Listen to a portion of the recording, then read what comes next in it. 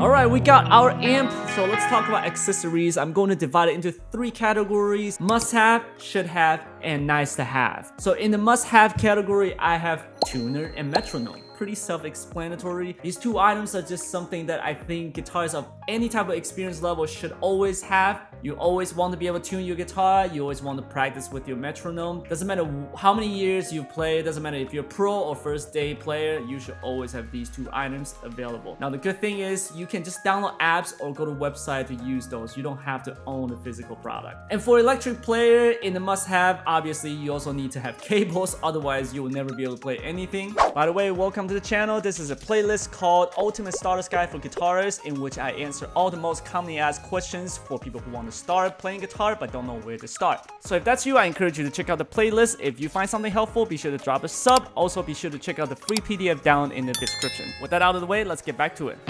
Alright, in the should have section, number 1 is picks or plectrums. I put it in the should have section because if you're a fingerstyle player or acoustic player, you may or may not need it, especially for classical or fingerstyle players.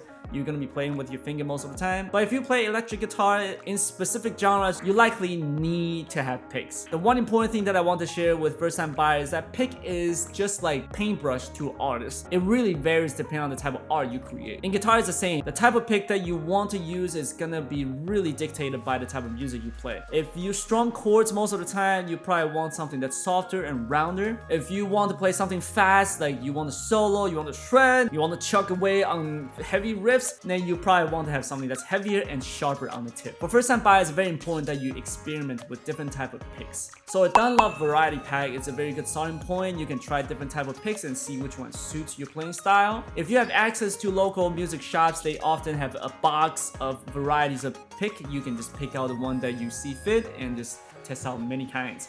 As you can see right here, this is my collection from 17 years of playing. I've tried all kinds of them. The next one on the should have list is capo, or some people call it capo. If you come into guitar as a accompanying instrument to your singing, then you probably want to have a capo handy because you can change the key of the song very easily. The next thing on the list is a guitar stand, very self-explanatory. You will always hear the same story. I lean my guitar against the amp, the wall, on the chair, and I trip over the cable, or my cat jumped and the guitar went kapoo. So having a stand is very helpful. Now the last one on the list is something that I don't see a lot of people talk about. It's something that's super helpful and I just don't know why not a lot of people talk about it. It's string cleaner or string lubricant. There are only basically 2 options on the market: fast fret and string fuel. You just run it through your string, and next thing you know, when you're sliding up and down on the strings, it will feel so much better on your finger. It's almost like ice skating on sand versus ice. Now we're gonna move down to nice to have. This is just items that will improve your quality of life as a guitarist. Number 1 is a string winder. At some point you'll break your string, so having a string winder is super helpful. Now one thing to know about these little things is that they usually have a groove right here. This is for you to pick out the string peg from acoustic guitar. I didn't know this until a few years back, so be sure to use it if you do have one.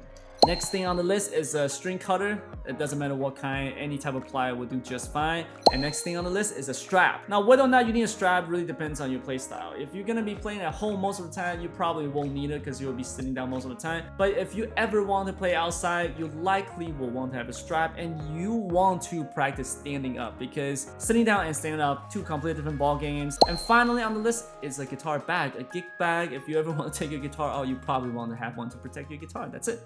Alright, that's all on accessories.